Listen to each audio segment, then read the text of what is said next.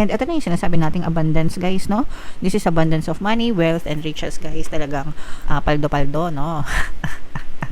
Yung mga kapiksi natin, talagang paldo-paldo sa kaperahan, guys, no? So, saluhin nyo itong abundance na to, guys, kasaganaan, pagpapala. Actually, sa lahat ng signs na binasahan natin, kayo lang yung sign na lumabas itong energy na to, mga kapiksi. Although, yung ibang signs, magaan din naman. Pero sa inyo lumabas itong abundance na energy talaga, guys. Okay? So, i-mind nyo na yan, guys, sa comment section.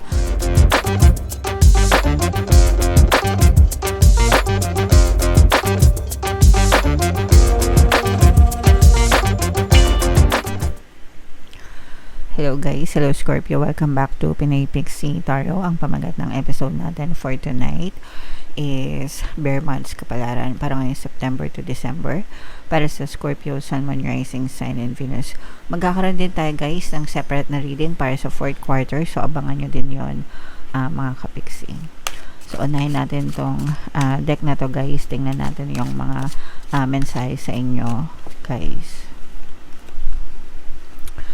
So, meron tayong harmony, mga kapiksi, no? Maganda ito, guys, kasi ibig sabihin, magiging very mapayapa yung energy nyo ngayong bear months, and maaari din kayo magkaroon ng harmonious na relationship sa ibang tao, mga kapiksi, especially bear months, no? Ito yung time na panahon na maraming nakikita-kita, reconnect, reunion, di ba? So, you have to develop a very good and harmonious connection with other people, mga kapiksi. Alright? Okay, so, i-mind nyo na yung harmony na yan, mga kapiksi, harmonious. Wow, abundance, grabe. Pag nakita ko ng abundance talaga, guys, yung pagka-wow ko, as in, to the highest level, guys. So, ang kinin nyo na tong abundance na to, guys, ito naman, hindi na to nakakagulat talaga every bare months, guys, kasi literal na maraming pera yung mga tao dahil nagkakaroon ng mga bonus, mga 13th month, sometimes may 14th month pa, yung iba may mga incentives sa mga companies nila, mga kapiksi. Sa mga negosyante naman, paldo-paldo sa mga benta yung mga yan kasi maraming pera yung mga tao. So, ang gagawin nila is gumastos, di ba? So, kaya lahat masaya, guys, tuwing bear months, mga kapiksi, okay? So, i-mind nyo na tong abundance na to, guys. Abundance, pagpapala, kasaganaan, mga kapiksi. And, what else, Scorpio? Meron tayong structure, mga kapiksi. Ibig sabihin nito, mag-build kayo ng matibay na pundasyon, no? Sa buhay nyo, mga kapiksi. Kapag matibay yung pundasyon ng buhay nyo, hindi kayo basta-basta tutumba or hindi kayo basta-basta magigiba, guys. Parang bahay lang, 'di ba? Kapag kayong construction ng bahay mo matibay yung pundasyon, 'di ba? Kahit lumindol, kahit na magkaroon ng, I don't know, sakuna, hindi siya basta-basta magigiba, mga kapiksi. So, ganun din sa ating buhay. We have to build a very solid foundation when it comes to our habits, our belief system, yung personality natin, mga kapiksi. Yung basic natin, yung mindset natin, yung health natin, dapat matibay yan, mga kapiksi, okay? So, mag-invest kayo sa sarili nyo, guys. Especially when it comes to mindset, mga kapiksi. Kasi pag maganda yung mindset mo, guys, hindi talaga kayo basta-basta mapapatumba, hindi kayo basta-basta maninega, hindi kayo basta-basta matitrigger ng kahit anong sitwasyon sa paligid nyo, mga kapiksi. Okay? Alright. So, comment down below, Scorpio. Ito, guys, i-mind mo yun na tong abundance na to, itong harmonious relationship na yan. So, shuffle natin to, guys. Hanapin natin yung energy ng Scorpio. Habang sinashuffle ko to, panoorin nyo muna yung video natin regarding sa ating paano mag-manifest ng abundance video course. Kapiksi, sawa ka na ba sa mga struggles at hirap sa buhay mo? Masipag ka ba at masikap sa buhay ngunit hindi ka pa rin umaasenso? Ilang beses ka na bang nag-attempt magnegosyo at mag-invest pero palagi ka pa rin nalulugi? Sa pagkakataon na ito ay maaaring may subconscious beliefs ka na nagiging balakid sa iyong pag-unlad at pagyaman. Introducing, paano mag-manifest ng abundance video course.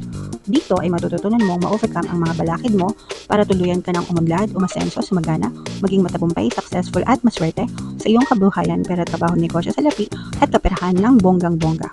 Dali, mag-send na ng email sa pinoypixitaro@gmail.com at simulan na ang iyong pagyaman ngayon. Alright, so sa lahat ng gusto mag-avail ng course guys, naka-flash sa screen nyo. Una, meron tayong paano mag-manifest ng abundance video course. Meron din tayong paano mawala ang third party at magkaroon ng harmonious na relationship. And meron din tayong paano pabalikin si ex revised breakup.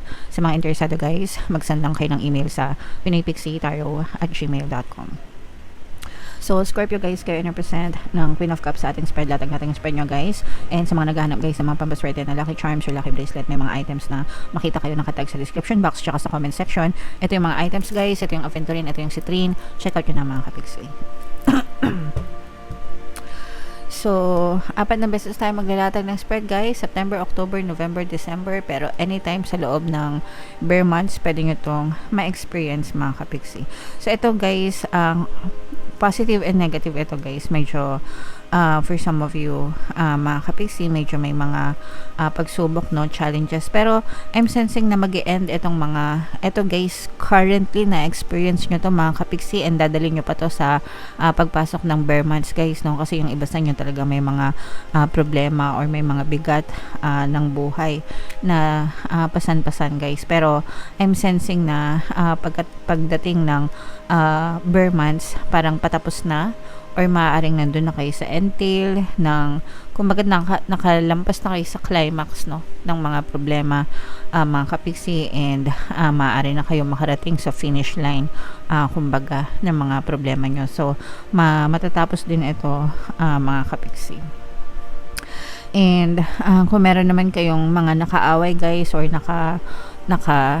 samaan ng loob guys, maaari magkaroon ng reconciliation mga kapixi, magkaroon ng forgiveness, pagpapatawad, maaring may mag-sorry. So it's either ikaw yung mag-sorry sa nakaaway mo or siya yung mag-sorry sa inyo guys, pero maaari magkaroon ng connection or pagbabate between you and that person mga kapixi. Maaari magkaroon ng reconciliation. Okay, so pag sinabing reconciliation guys, pagbabate mga kapixi. And for some of you naman, maaring makakita kayo ng mga movement, ng mga manifestation nyo mga kapixi. Kung meron kayo mga minamanifest for 2025, bago matapos yung 2025 guys, maaari kayo makakita, no, ng mga movement sa mga bagay na hinihiling nyo, sa mga wini-wish nyo mga kapixi. So ito guys, you just have to persist mga kapixi, no. You just have to persist and talagang magiging mapapasayo din yung mga minamanifest nyo. So i-mind nyo na to guys, itong mga reconciliation na to, itong mga manifestation ng mga wish nyo mga kapixi. So what else? Tingnan pa natin. Ayan guys, so these are dreams coming true mga kapixi, wishes granted, answered prayers, dreams coming true guys. Napakaganda ng energy. So ibig sabihin guys, bago matapos yung 2025, kung ano man yung hinihiling nyo, pinagpapanata nyo, especially kung meron talaga kayong pinagpapanata guys, maaring makita kayo ng movement na nagkakatotoo or dinidinig yung mga dasal nyo mga kapixi. And ito na yung sinasabi nating abundance guys, no. This is abundance of money, wealth, and riches guys. Talagang paldo-paldo, no. Yung mga kapixi natin talagang paldo-paldo sa kaperahan guys, no. So saluhin nyo itong abundance na to guys, kasaganaan, pagpapala. Actually sa lahat ng signs na binasahan natin, kayo lang yung sign na lumabas itong energy na to mga kapixi. Although yung ibang signs magaan din naman, pero sa inyo lumabas itong abundance na energy talaga guys. Okay. So i-mind nyo na yan guys sa comment section. Mga kapixi, magkakaroon ng mga positive changes sa buhay nyo bago matapos yung 2025 guys. Excuse me.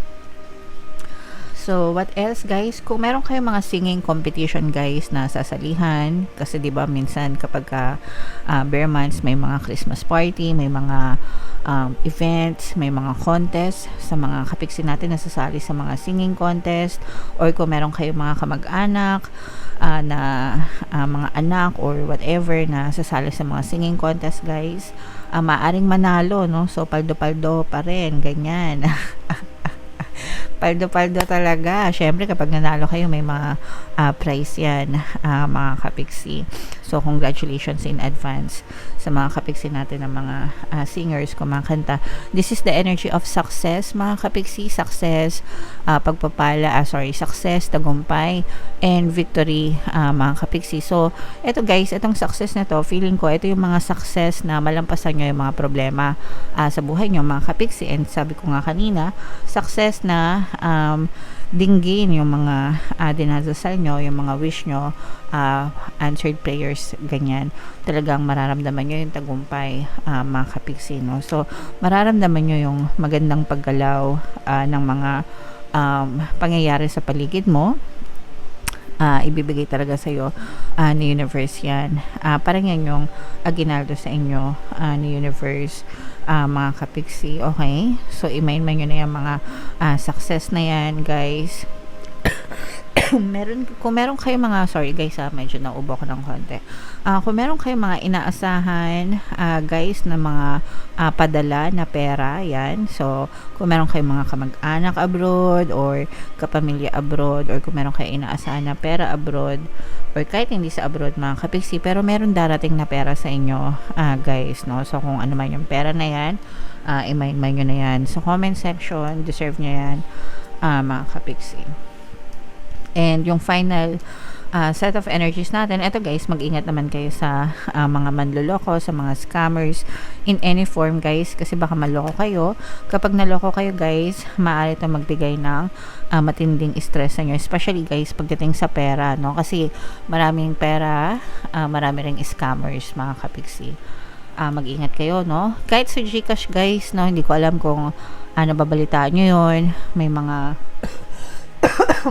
excuse me, may mga link na napapadala, minsan nakiklik, tapos pag check nila sa Gcash nila, bawas, no, lalos yung laman ng mga Gcash nila, guys. So mag-ingat kayo guys sa mga ganong klaseng transaction, mga clickbait, sa mga email, sa mga phishing. Iwasan magpabiktima sa mga manloloko guys. Okay, mas maging wise kayo, mga kapiksi. And yung iba guys, magkakaroon ng time na makapagbakasyon, and ito naman talaga, usually pag December talaga, di ba, nakakapagbakasyon tayo kasi maraming holiday, mga kapiksi. So samantalahin nyo yung mga bakasyon na yan guys, para ma-refresh kayo, and para mas magkaroon kayo ng maraming energies pagpasok ng 2026 naman, Scorpio. Grabe, ang bilis, no? 2026, matatapos na agad yung 2025. Parang kailan lang summer, tapos ngayon tag-ulan na, tapos bare months na agad. Alright, so comment down below, Scorpio, if feeling nyo naka-resonate kayo dyan. Mga kapiksi, buno tayo ng additional na message para sa inyo guys. Okay, so when there are questions you need assistance with, go inward, sit with yourself, meditate on the question, ask for our help also. Pag sinabing ask for our help also, this is your spirit guides, mga kapiksi. These are your spirit guides talking to you, na you can call upon them, magdasal, mga kapiksi. Then trust your intuition. Yung intuition natin guys, yan yung pamamaraan ng mga gabay natin para magabayan tayo. So sinasagot nila tayo sa pamamagitan ng ating intuition, mga kapiksi. As most often, the answer and guidance will be delivered to you intuitively. We are with you always. So, yung mga gabay natin guys, palagi nandyan lang yan sa tabi natin, no? So, kapag naguguluhan kayo, may mga bumabagabag sa inyo, go within, meditate, mag-pray guys, and trust your intuition. Your guides are always with you, mga kapiksi. Alright? Okay. So, comment down below, Scorpio, if feeling nyo nakaresonate kayo dyan, guys. And, lahat ng mga magagandang nabanggit ko dito, i-mind nyo na, especially itong abundance ng kaperahan, mga kapiksi. So, yeah.